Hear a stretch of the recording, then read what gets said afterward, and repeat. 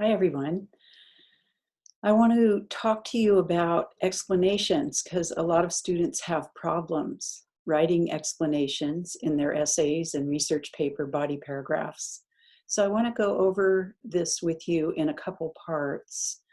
And in part one, let me share my PowerPoint. And so this is a lot about critical thinking because what you're doing in an essay is you have a topic and you have to support your topic.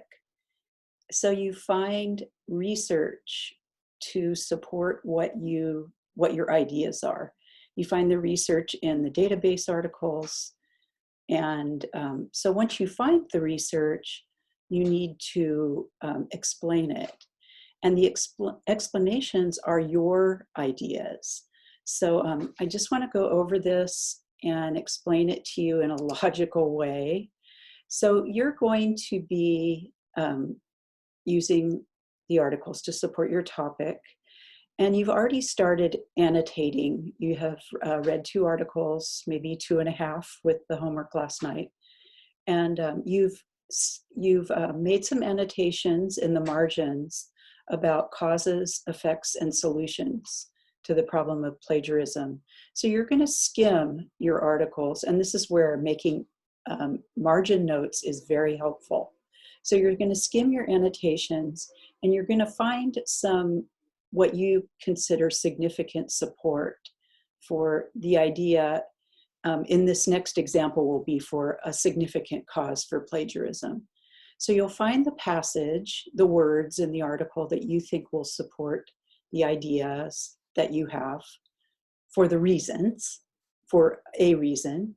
And then you're going to start your reference sentence using the MLA format that we talked about yesterday, which is your source, their credential. So the source is the name of the person, the credential is their job, or what is distinct about them that makes them a credible source. So usually it's their job, like journalist or professor or researcher or something like that. A reporting verb to make it grammatical, and then the words in quotation marks that you're using from the passage. So that's a sentence or 2 or maybe 3, depending on how big your reference is, how long the part from the article is. So after you do that, you're going to have to, so that's what they say, and they being the research community, other academics, that's what they say to support what your idea is.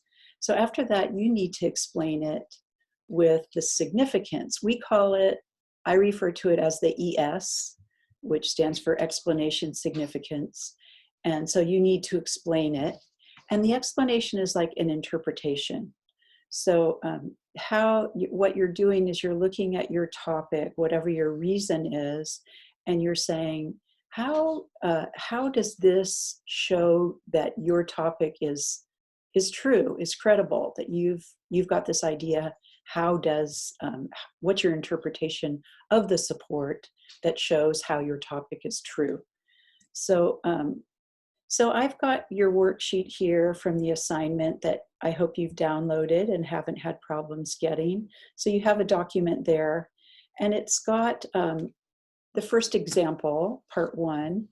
It's a cause. So a plagiarism cause. Students may have too much work to do, so that's why they plagiarize. And that's your idea in this body paragraph. Now remember, we don't have the whole body paragraph written. We're just looking at the reference right now and the explanation of the reference. So we'll fill in the rest of the body paragraph. But this is the hard part. So sometimes it's good to start in the middle here with the actual reference you're going to use. And here's from the Vetter article. So I'm using this, if you'll notice, source, credential, reporting verb, and then the actual quotation here. So here's my source, Brian Maloney. His credential, he's a marketing student at this technical college. And here's my reporting verb, explains.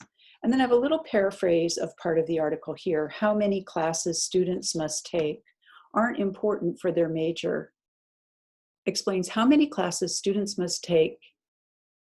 um, I think there's a grammar error here, which aren't important for their major, and further remarks that plagiarism is wrong, but I'm not going to lie. I can understand where that line of thinking comes from.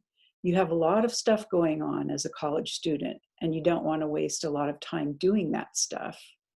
So I guess that stuff is the work in the class that you don't want to take. So I've given you some sample explanations, 3 of them in part 1 on the handout.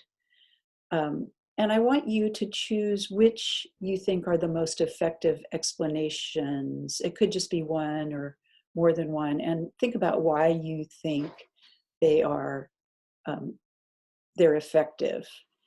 And so these would be the explanation that goes in the body paragraph after this part, after you give the reference.